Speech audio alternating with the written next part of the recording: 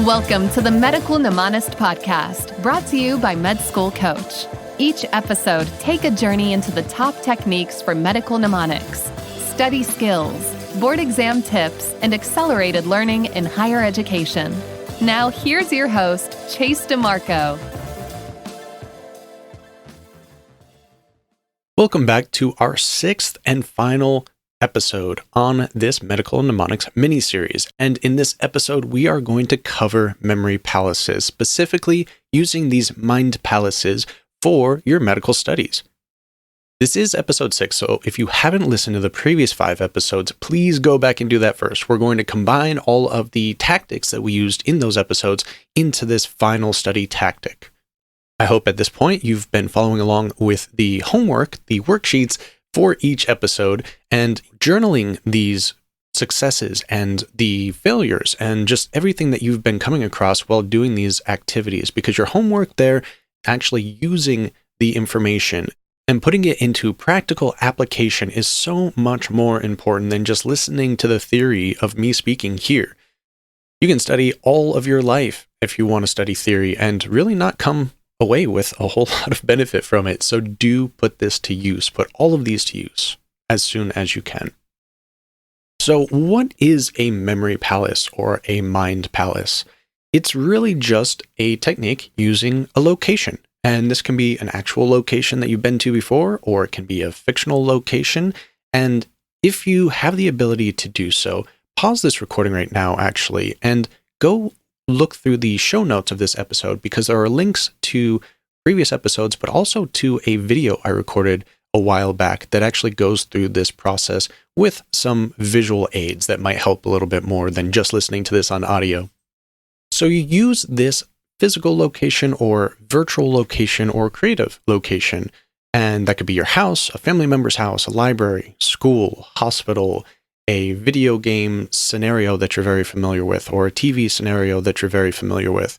It could be a place that you go to in your mind when you're meditating. Whatever it is, it just needs to be some location that you can visualize when you close your eyes. And it's important that you pick a place that you're relatively familiar with, because the more familiar you are with it, the more accurate the location's going to be. The distance from one thing to the next, or the general layout. Where is the furniture in this room? Where are the park benches at a place that you walk to frequently? Knowing the locations of them and being able to visualize it is going to infinitely help later on when we're actually placing our visual markers there. Now, this technique is extremely powerful for 2 reasons.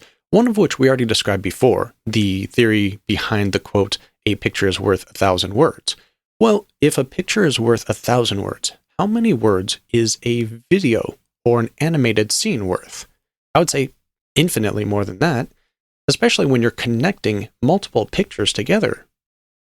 So our visual memories and our spatial memories are 2 of the strongest aspects of memory that humans have. And there's a lot of theory about the evolutionary reasons behind that, but it's suffice it to say for us right now that it's very, very powerful. So in the memory palace technique, you're combining these 2 aspects of memory, the visual and the location-based. I know that if I close my eyes right now, I will be able to visualize in quite detail my bedroom, or my father's house, or a park that I walk my dog at all the time. Sometimes even a local gas station that you frequent, or a restaurant. It really can be any location.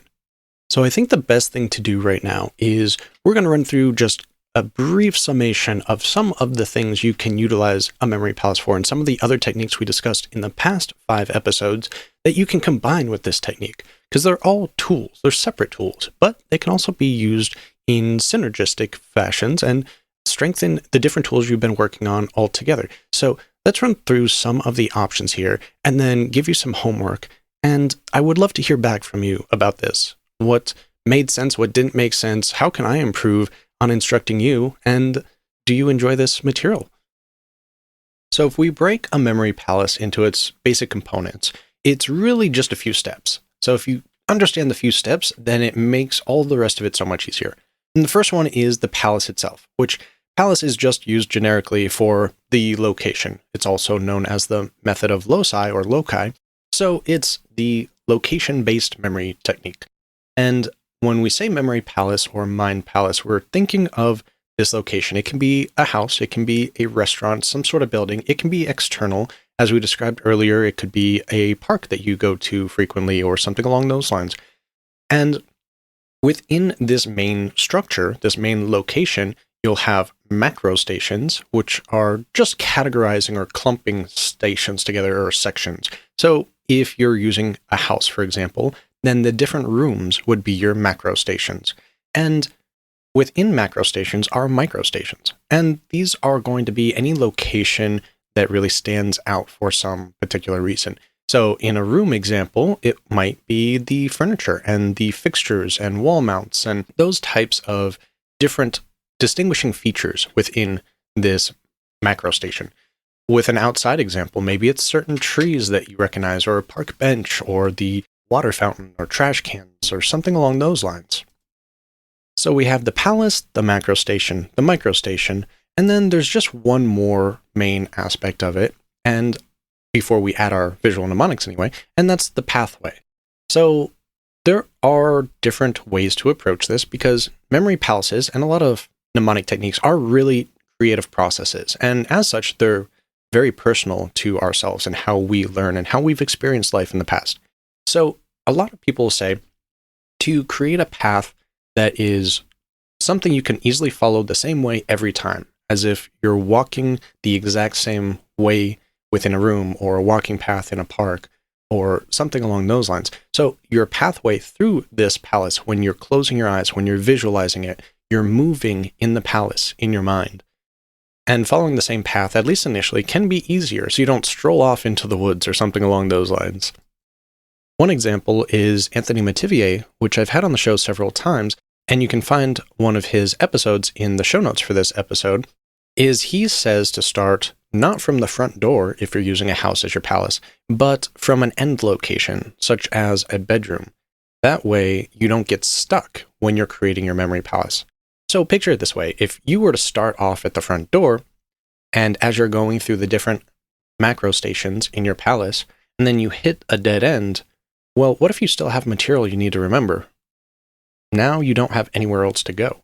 But if you start at a dead end point, then you can go through any which way, and if you have more space left over, fine. And if you don't, you can walk outside the door and continue on to a new memory palace. So what do I mean by running out of room? Well, as we described the different sections, the macro stations, and then the micro stations within these macro stations within your palace, these are the locations that we're going to use the previous 5 episodes techniques on. This is where we're going to place our visual mnemonics.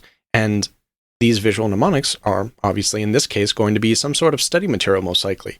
And if you have a very dense topic or textbook and you run out of space to store all of the information, you run out of microstations to place your visual mnemonic on, then what are you going to do? It can get a little confusing and it's not as coherent of a memory palace as you might want. So there are ways around this, but let's start off with principle number 1, we'll say, and that is to plan appropriately. Plan your memory palace beforehand. Sketch it out, do a little drawing, even if it's really, really bad drawings, and just get a general idea of what rooms are located next to which other rooms. How big are they in relation to each other? Where are the large aspects of furniture or other microstations that you might be able to use there? Where's the ceiling fan, the window, the light switch? And if you've been following along with the past couple episodes, you know that I keep saying to put these in your journal, especially if you have a separate memory journal. Just sketch them out real quick, does not need to be artistic, and this will be a good reference point later on. And it also kind of helps to test you and see if you actually know the location as well as you thought you did. I've definitely run into that before where I started sketching out a floor, kind of like a floor plan design, and realized, oh, that's bigger than it should be. Wait a minute, there is actually another room there, and I just didn't think about it when I closed my eyes initially. So you might have to do the sketch twice, and that's perfectly fine too. But having this reference point to come back to later on is going to be very helpful. Okay, so now we have the basic structure, the foundations, and principle number 1 being to plan them all. Now let's go through some of the actual techniques. Now, if you've been completing your memory journal and the previous assignments for the past couple of weeks, then you should already have some material that you could potentially use here. You already have some visuals that you've created, these visual markers that you've associated with concepts or with numbers or some other topic. So now picture that you can place these visual mnemonics, these images, onto different microstations, and you can clump them based on the macro station. Now, you definitely don't want to do what I did the first time and thinking I could fit all of microbiology in a single house. So I was going to have one room for gram-positive bacteria, one room for gram-negative bacteria, and so on and so forth. And microbiology, as well as many of the other disciplines in medicine, are a little bit too dense, too complicated to fit them there. You might just want an entire palace or an entire house for bacteria itself, and another one for viruses, and another one for fungi. This is why planning it out ahead of time is really helpful. So just chunk the information together that you think you might want to remember later on. And once you've chunked different topics together, or a topic in a certain macro station, then the microstations are the actual location you're going to place the mnemonics. Now, this can be the visual markers that we created in the past episodes, or the different peg system visuals that we used. Still visual markers, but specifically for numbers, or the mind maps that we discussed. You can place a mind map within your memory palace, kind of like a painting on the wall, or maybe a postcard sitting on a desk. It doesn't really matter where it is or what size it is. Making things super big or super small are perfectly fine when it's in your mind's eye, because you can infinitely zoom in and out as long as you practice this a little, and it is a creative process. And if you've placed an individual marker on an individual microstation, well, how can we make that a little more dense? Maybe we can use the PAO system. We can start linking these linking markers to the anchor marker, and now we have infinitely more different topics, different concepts, different terms that we can remember per station. Now, especially when you're starting off, it's probably not good to be too densely packed with your planning and with your memory palace. It's better to be spaced out, because there's always going to be more information later on that you find out, oh, I really want to fit that in there, but there's no room, or it's getting too crowded, and a lot of my linking markers are mashing together in a way that makes it hard to remember. So definitely recommend going more sparse than more dense. Okay, so before we get to the homework assignments, and there's 3 of them for this episode, remember to plan out properly. Pick some sort of palace, some sort of location. Jot down the different macro stations and try to visualize where the different microstations are in relation. Think about how you want to add your visual mnemonics to these microstations. How are they going to be clumped together? How are they going to be categorized? Is it by discipline? Is it by a system? Is it by some other manner that's completely arbitrary and unique for you, but it's how you remember things? Any that you can remember is fine. There is no right or wrong. And the beauty of this technique is not only that it allows you to remember better from spatial learning, but remember the visual mnemonics we created before with the story method, with these linking and anchor markers, with the peg system, with the mind maps, those all help you remember things in isolation. But when you clump them together in a memory palace, then you have a way to notice when something's missing. If I just created 8 different story method mnemonics, and I forget one, I'm not going to know which one it is necessarily. But if I go into my room and I say, wait, there's a marker on my nightstand, there's a marker on my bed, there's a marker on the dresser, oh wait, there's a closet, what marker goes there? Oh, I can remember it because I know which one came before and after. It really helps allow you to make sure you have all of the information down, and when you forget something, it's much easier to recall than it would be in isolation. It doesn't have any other aspects that it's linked to. And here, the markers are linked to each other in a spatial orientation. So again, if you want a better example of this, do check out the YouTube video that's in the show notes, which is titled How to Make Memory Palaces and Medical Mnemonics, and it's hosted on the Free MedEd YouTube page.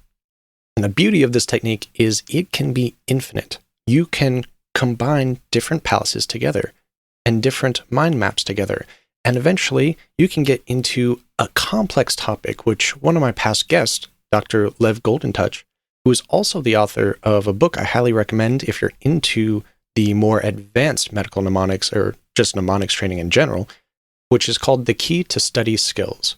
Really interesting book. The topics are very interesting anyway. The format can be a little tricky to follow if you're not already familiar with these topics and understand that English is not his first language. But he also discusses creating memory cities and mind forests, where he's clumping all of these different memory palaces and mind maps together, and his mind maps he pictures as a tree for each individual one. So if he goes through the forest, he can now see all of the trees in his forest, all of his different mind maps he's created. For his memory cities, he takes this memory palace and that one, puts them together in a fictional community and creates a city out of it. So obviously these things are not going to stay in isolation. You have to rehearse them, you have to practice the techniques, and you have to recall these specific creations that you've developed. But if you do that, you can speed through a lot of material very quickly just by closing your eyes. All right, so now on to the homework assignments for this last section, and please do these homework assignments, do complete them. And if you haven't done the past ones, I recommend doing that too. Again, the theory is not going to give you the benefit as practice will. And the first one is make a list of locations. Name all of the houses, all of the buildings, all of the locations you can visualize in fair distinction when you close your eyes. Your house, family members, friends, different restaurants, different commercial buildings, hospitals, schools, whatever you can picture, write it down on a list. Keep this list somewhere. Keep it in your memory journal, make an Excel sheet on the computer, whatever works for you, but do have a list for reference later on. Make a practice memory palace. Maybe pick a location that you can't remember as well and a topic you don't care about remembering as well. The reason I say that is because often students freak out about, well, I don't want to waste this palace, or I'm not sure if I'm going to remember this one or need this information later on. And that overanalyzation prevents them from ever getting to the first step of practicing.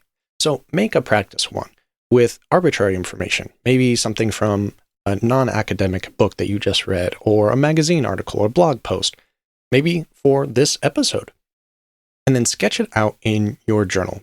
Whatever building you decided to use, no matter how big or small, recommend going bigger than smaller when you're initially practicing as well, just so you can kind of see how things clump together quickly.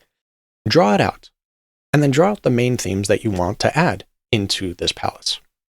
Create some sort of categorization so that each category of material can fit into one macro station. Then, for each topic or concept or whatever you decided to add into this, make a separate list, a T-chart or some sort of table, and draw out or write in text what visual mnemonic you associate with that word or concept or term. Okay, so now you have a memory palace, a test one that you've written out, you've drawn out a schematic for it, you have a list of terms for the object or the book or article or whatever you are going to place into this memory palace, and you've created a visual marker for each of those topics and concepts. You've also organized them into categories that are going to fit into each macro station. Now it's time to take all of the visual mnemonics from that list you just created and place them into the micro stations within the macro station you chose. I know this sounds really difficult to explain in audio version, but try it out if you understand kind of what's going on here. And do watch the video I mentioned in the show notes if you need a little bit more visual stimulation to understand the concept. Even if you only place maybe 3, 4, 5 markers into each macro station, you can pick 3 micro stations within that macro station, right? That's good enough practice. Get the idea, get the feel for it before going on to more stressful material, before going on to something that you're really afraid, if I set this palace up wrong, is it going to affect my medical studies later? You don't want that stress when you're just practicing this. So those are the 2 of the 3 assignments, is creating your list of locations, and then creating this first demo palace. And if you have time or you have energy to do so over the next few days, make a couple of practice ones. Get in a rhythm of it as you develop that creative skill. Just like the first time you play an instrument or a sport, you're not going to be the best at it. But as you continue on, you'll develop it slowly and surely over time. Practicing a little bit every day is more important than binging it all in one day a week and then not doing anything the rest of the days. That's for all learning, and that's included here too. And then the third and final one is add this somehow into your spaced repetition. Whether you write this in somehow into your flashcard deck, or just make a note or a reminder on your phone or computer, make sure to review the palace that you created tomorrow, and a few days after that, and a few days after that. You could follow the 1-1-3-1-1 method that I've discussed in multiple past episodes as well. This will help you develop a little bit more of a self-analysis to see which parts work well with you. Which aspects did you create and they're not working so well? You can kind of figure out how to strengthen your own skill this way. And plus, you need the spaced repetition if you're going to remember anything anyway. Otherwise, after 3 to 4 days, we forget 70 to 90% of what we learned, depending on the topic. Okay, so those are your 3 assignments. Make the list, create a demo, and then find out a way that's beneficial to you, that works with your current study patterns, to add in these memory palaces into your spaced repetition. Of course, later on, you can add more details, you can add more PAO and linking markers, and all sorts of more advanced skills, eventually possibly even getting to the memory city. But we don't necessarily need that for medicine. Just practice this where applicable, use it sparingly, use it a lot, really up to your study patterns. Also, if you want some more instruction on all of the different topics we've discussed in the past 6 episodes, do consider checking out our book, Read This Before Medical School. We have an entire section of that book that's dedicated to accelerated learning techniques, such as these medical mnemonics. Read This Before Medical School can be found on Amazon or any bookstore. And if you're not ready to take that leap yet, you can download our free PDF Essentials Guide at freemeded.org/medstudent. So I hope you've enjoyed these past 6 episodes. It's been interesting to set up this mini-series the way I did this time. I think I kind of like it. Might do it some more often. Do get back to me with any feedback, though. How did you interpret the information? Was it clear enough? Are you still confused about some of the topics? Do you need more assistance? Do you want me to do more of these narrative episodes? Or should I go back to more interviews?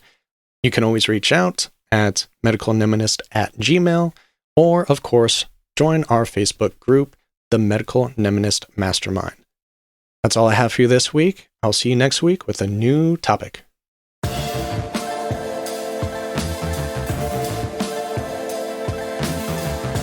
The Medical Mnemonist podcast is powered by Med School Coach. To access Med School Coach services, including USMLE tutoring and residency admissions advising, visit our website at medschoolcoach.com. Good luck as you prepare for your board exams, and we hope you tune in again next time.